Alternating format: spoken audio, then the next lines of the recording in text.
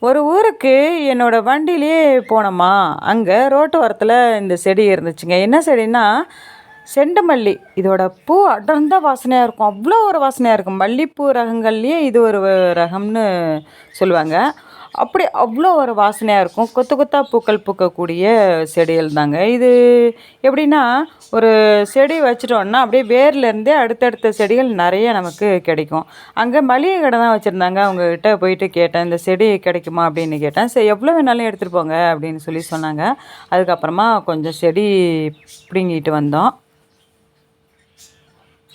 ஏன்னா, இது வந்து மாடி தோட்டத்தில் செடி இருந்துச்சுங்க. அது அப்படியே காஞ்சு போயிடுச்சு. அப்புறம் அதுவே ரொம்ப மனசு கஷ்டமா இருந்துச்சு. ஏன்னா, அந்த வாசனை எனக்கு ரொம்ப பிடிக்கும். அது மட்டும் இல்லைங்க, அந்த ஸ்கூல் போனப்போ இந்த பூவெல்லாம் அப்படியே கொத்து கொத்தா தலையில வச்சுட்டு போவோம். அவ்வளோ ஒரு அழகா இருக்கும்.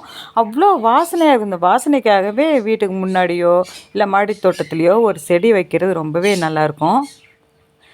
கட்டப்பையும் சேர்த்தே தூக்கிட்டு வந்துடுறது செடி வைக்கிறதுக்கு.